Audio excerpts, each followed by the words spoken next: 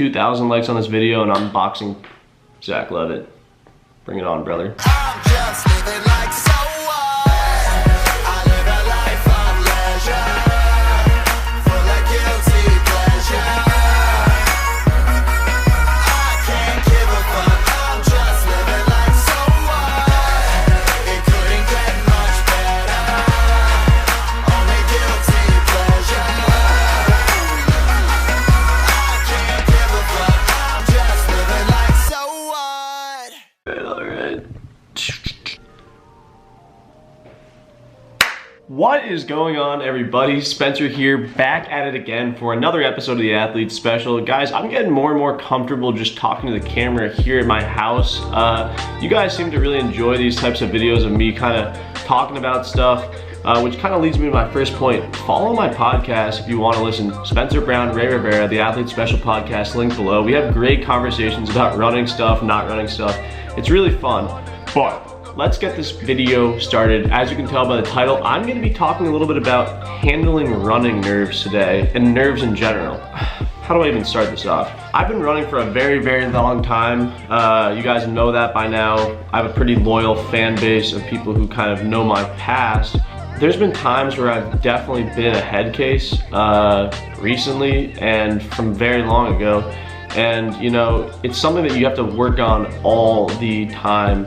Nerves and handling it mentally is some of the hardest stuff in running. I know a lot of you guys relate to this because I get messages every week about people talking about, hey, I got really nervous before this race and then I blew up. All the time people are talking to me about it. I want to talk about how I handle my nerves, but let me start off with a little story about the Logan Paul versus KSI boxing fight. And this is a perfect example of how someone completely didn't handle their nerves, got in their head, and pretty much lost the fight. Logan Paul kind of mentally caved in the fight before it even happened, and there's a number of reasons of why it happened. First of all, he kicked out everyone who lived in his house a week before the fight, started eating like ridiculously healthy, and just took the fight way too serious. And that's not to say that he shouldn't have taken it serious, but he was trying to do too many things. KSI was the winner of the fight. He was the pretty big underdog, and Logan Paul didn't really have to do anything crazy to win that fight. He just needed to show up healthy and ready to go. However, he did get a little bit sick before the fight. And I think right there, your body can let itself get sick if you mentally drain yourself to the point in which you get so nervous that you actually get sick. This has happened to me before. I've talked about this in the past. Your body can literally get itself sick if you get too anxious about things and, you know, are in your head too much. You can physically get sick. I totally believe that that's a thing. So my first tip of advice for you guys is when you feel those nerves, whether it's like a week out, 2 weeks out, 2 days out, instead of really trying to push them down and push them away, you need to find a way to embrace them and kind of enjoy the fact that you feel those nerves. Don't see the nerves as a negative. You have to see them as a positive and something that's going to help you. Because if you start seeing them as a negative, then at that point, you're already starting to get in your own head. You know, the best way I think for me to try and handle nerves positively is just embrace them. It sounds really cliche, but you have to be able to embrace your nerves. And if you can't, then that's how you lose sleep before races. That's how you get in your own head before races and usually blow up. One of the next important things I try to do before races is not change up everything like crazy the week out. A lot of people think that they need to clean up their diet like ridiculously before a race, or, you know, lay in their bed the whole week leading up to their race and, you know, not hang out with their friends and just be super serious. I think that's total BS. It's never gonna work out well that way, for me at least. You know, there's one thing about focusing, but it's a whole nother thing when you're just way too invested. I've talked about it in the past, and you can't stack too many things up together, because if you do that, it kind of just builds some type of mental, you know, weight on your shoulders, as if like, you know, I've done everything I possibly could to the point in which if I don't perform, then like that's horrible. When you stack all of those things up that you're trying to do to make it right, it makes you feel like I have to feel incredible or else something is completely wrong. And one of the biggest things is that you're supposed to hurt, especially in running. So don't get spooked when you're going out and you're hurting early in a race. It happens all the time, and instead of just being panicky when you're hurting in a race, try to embrace it. So yeah. I talked a little bit about how you should definitely not change up everything the week before a race. I think that's totally important.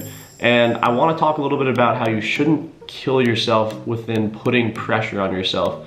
You know, I've had so many instances in which I feel like the world is going to fall down on me if I don't perform a specific way, and that's just not the case.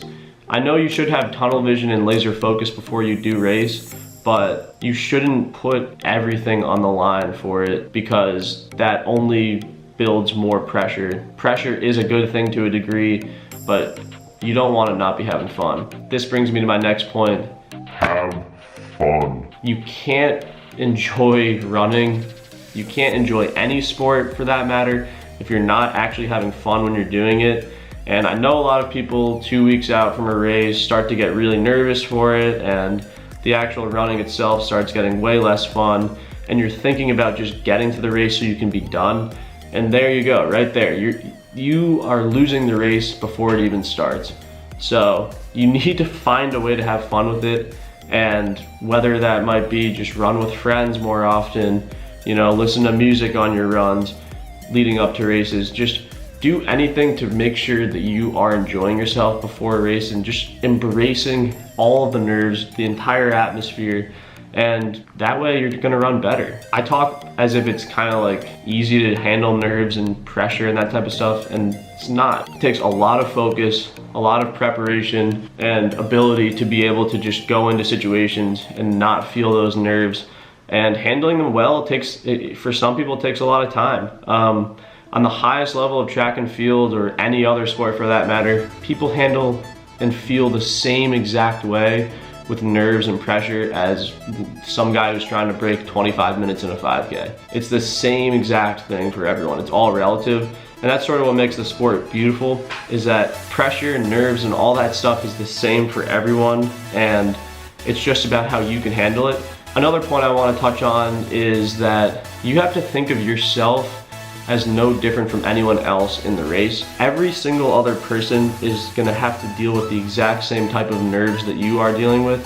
So if you are able to just think of yourself as another one of the runners out there, I think that helps me at least, because it's like, you know what, everyone else is doing it, why can't I handle these nerves as well? You can control what you do in a race. You have no control over what anyone else does but yourself. You know what, guys? Comment down below a story about a time where you either got in your own head with nerves or something kind of happened mentally, you caved. Just because I want to show that everyone goes through this process. So if you have something to share, comment down below. All right, everyone, off that note, have a good day. See you guys soon. I've got regionals coming up, and then nationals hopefully if we make it, and then track is coming up. Dude, 2020 baby. Track. I'm gonna start listing up some goals, get some hype track vids going, so get excited, and yeah, peace.